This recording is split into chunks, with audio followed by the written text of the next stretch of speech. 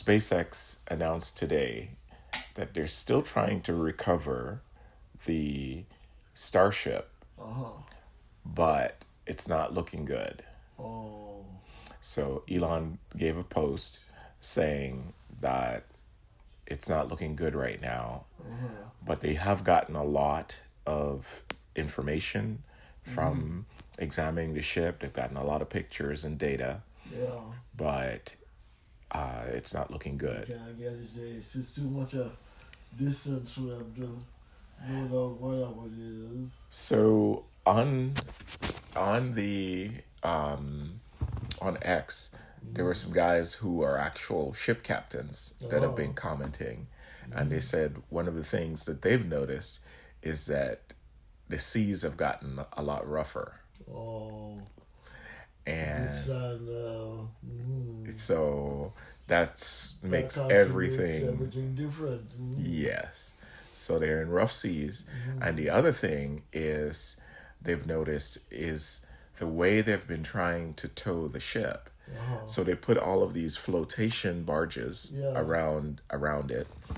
And those flotation devices are normally used as bumpers between ships when you're in port. But not for. It's not for that, towing, not for towing. So they put a bunch of them around the Starship, and then when they pull on it, then the straps that are holding it around the Starship are breaking the tiles off. Oh. Wow. So that's not a good thing. Nah, That's not at all.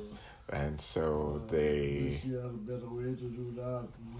yeah. So I don't know. Nobody knows at this point. Yeah. But the man letting you know how it is. It's not looking good. You would know. Oh yeah. Yeah. Oh yeah.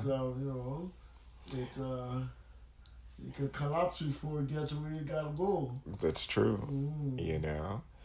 Yeah. So we'll see. We're hoping for the best. The ideal thing would be to get it into port, and someone could go inside and examine everything to see if to there's see how things did operate and what's in good shape and what's not, and be able to figure out, yeah, then be have a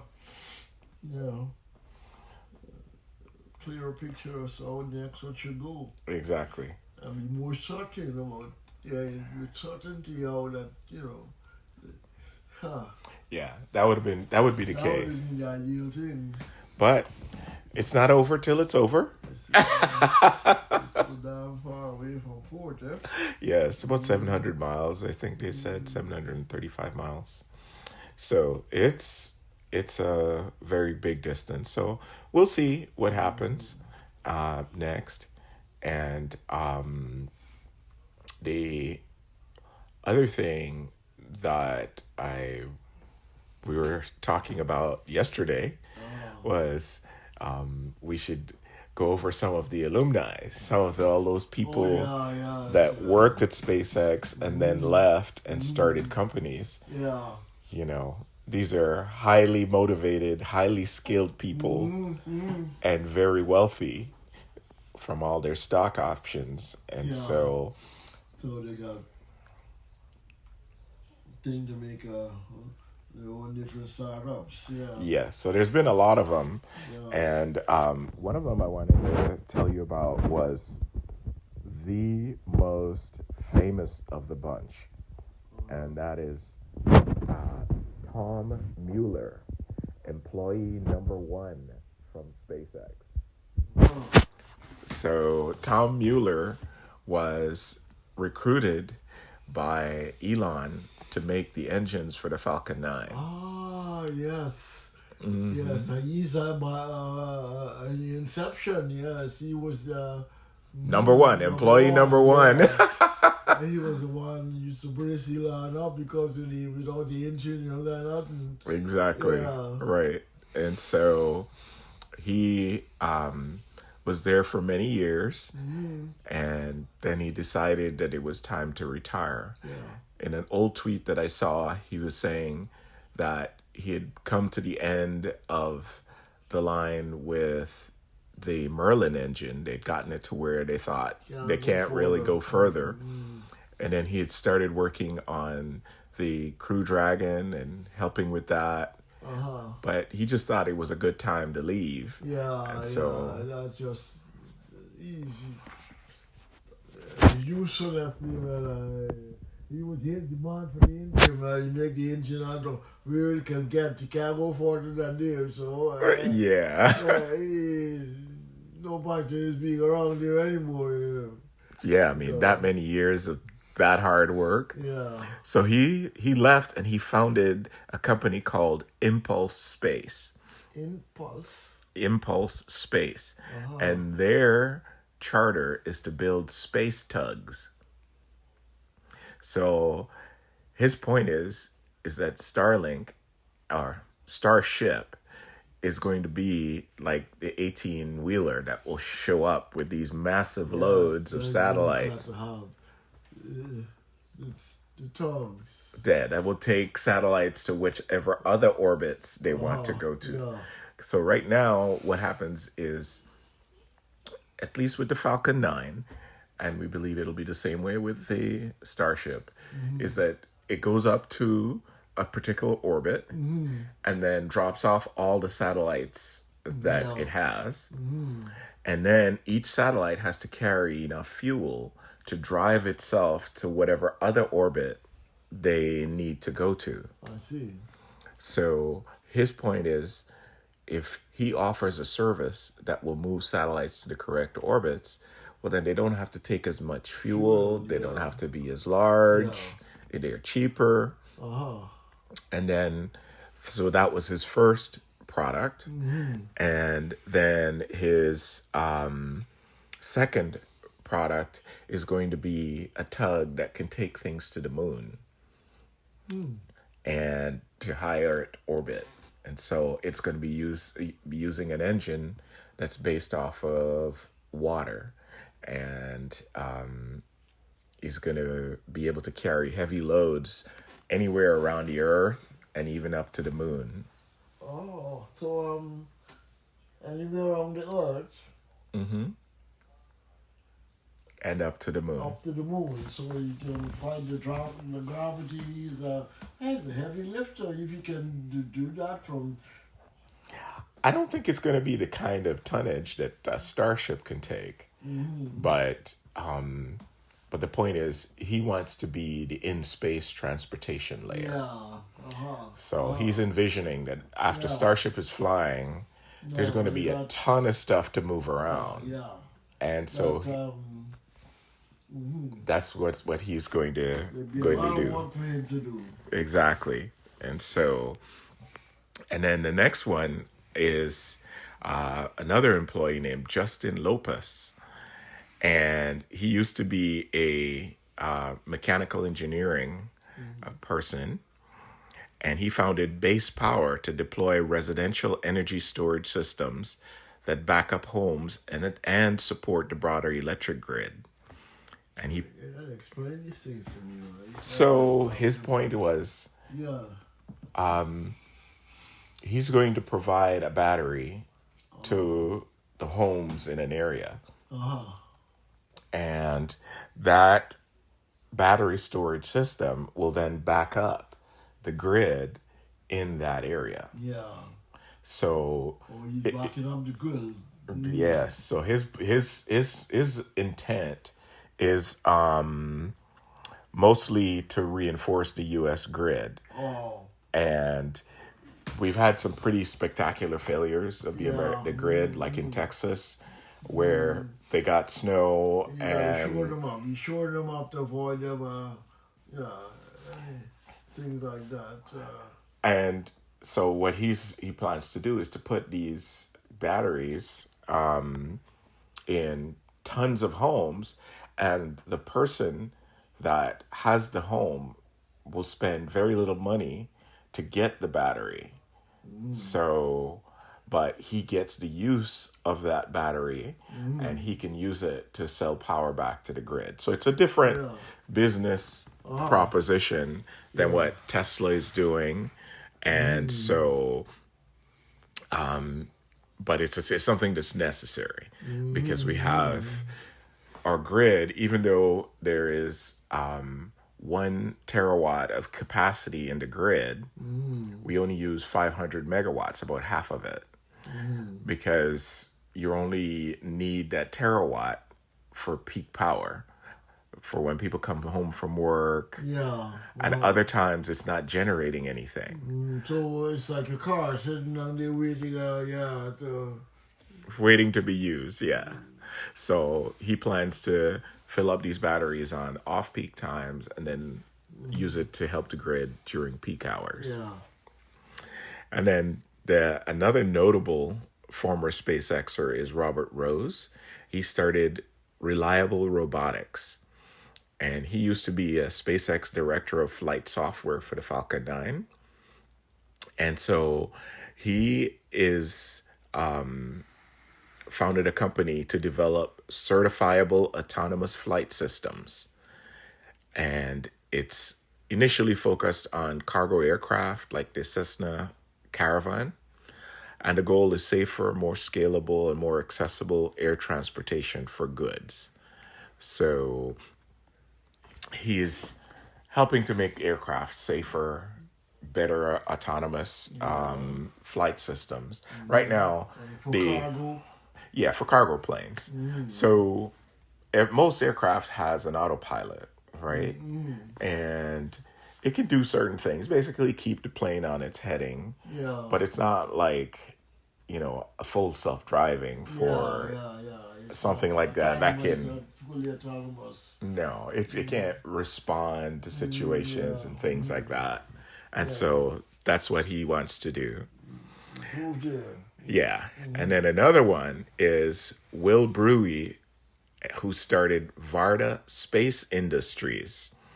And their job is to manufacture materials and pharmaceuticals in microgravity and then return them to Earth via reentry capsules. So you can grow crystals up in space far better than on Earth. Oh. So, for example, there's a type of fiber optic cable that you can make in space that you can't make on Earth. And it's so much purer than what you could make on Earth. It is extremely expensive. It's called Z-Blend. And so 1,000 kilograms worth of this fiber optic cable is about $1 billion. So it's, it's a lucrative field. And then if you're manufacturing drugs out in space, there's certain drugs that can be made much better in space than they can in gravity on Earth. So again, it's something that if you can do it at scale, it's going to be a serious business. And so that's basically his business. And then another one is Matt Sewell, and he created Parallel Systems. And they're making autonomous battery electric rail vehicles that can form flexible platoons, operate on existing tracks, and better compete with short-haul trucking. Are you building a railway in the sky? No. This is railway on the Earth, where he's going to make these electric rail cars that are autonomous, that you can just gather a bunch of them together, and then they can ride on whatever railway is available and get produce and goods to wherever it is that needs to go. So it's basically autonomous rail cars. It's an autonomous vehicle, but it runs on the railway, basically. The existing railway. So, autonomous electric rail vehicles. And basically his goal is to shift more freight to rail so that you can have lower costs, lower emissions, and lower congestion, and improve the usage of the existing railway that we have. So those are just some of the more high profile ones, but there are a lot more. Like I saw one, he was making cardboard from grass. So the sheetrock that goes into homes, He's making it from a special type of grass.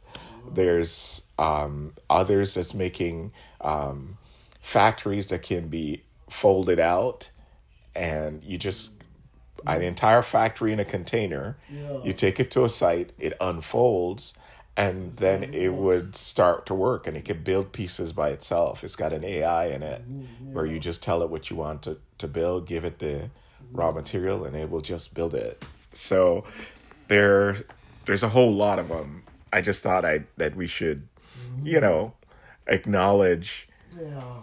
that. And the other thing I thought I would go over with you was about robotics. So right now, Elon is out saying that the Tesla Optimus is going to be the best-selling product in the world. It'll be the best-selling product ever made by far Yeah. In the world. in the world. And He's so fooling around with that. He put that out there. That them know that well. Yeah. it's coming, and it'll be amazing. Yeah. It'll take over everything. But the question is why would he say something like that? And how do you back up that statement that a humanoid robot, would be the best-selling product? And there's a couple of reasons. One of it is that right now, all of our computers and AI can tell us things, right? Once you're in front of the computer or you're in front of your smartphone, it can answer questions for you. It can do work for you. And but the thing is, once you're away, what's it doing for you? Yeah. Not much, right? So, and then the other thing is, we have to type into it, we have to click, we've got to do all of these things that aren't really natural for humans. So the interface to these computers is kind of clunky. So that's the two things, is Optimus will be able to do things for you and not just without you being there. Yeah. Getting into the present interface. Yeah. So in other words, you will talk to it, Yes. and then it will go out and it will do things in the physical world for you. Whereas right now, computers that we use and the AI that we use can only do things in the digital world. Yeah. So it takes... Yeah, that makes sense now. I mean, saying it, putting it, that's a more up to date way of putting it. Yeah. Differentiate one from the other. Yeah. It's one is in the digital world, the other one's the physical world. One of them, you have to learn special things in order to get it to do things for you. The other one, you just talk to it like a normal person and it will do things for you. Yeah. But they said, why would he think that the Optimus robot, though, would be the best-selling robot? Why? How much different is it going to be than other robots that are out there?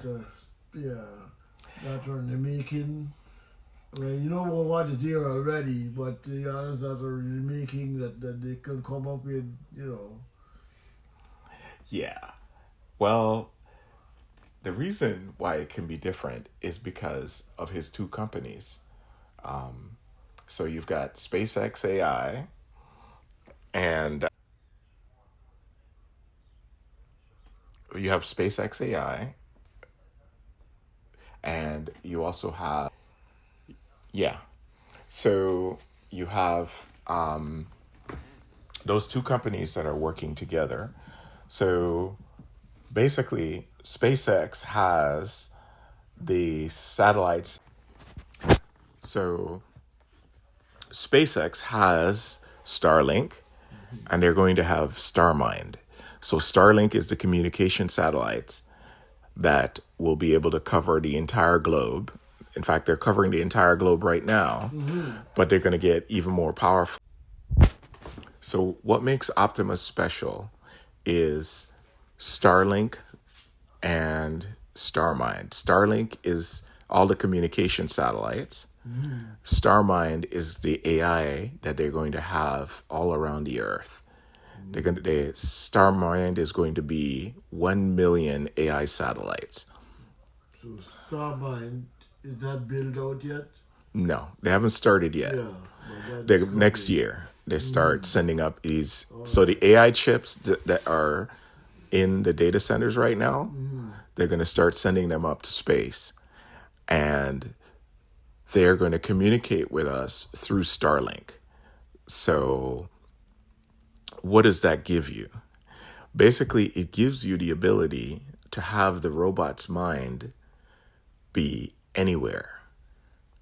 It's going to be up there in space, and your Tesla Optimus robot on Earth can think using those AI chips that are up in space.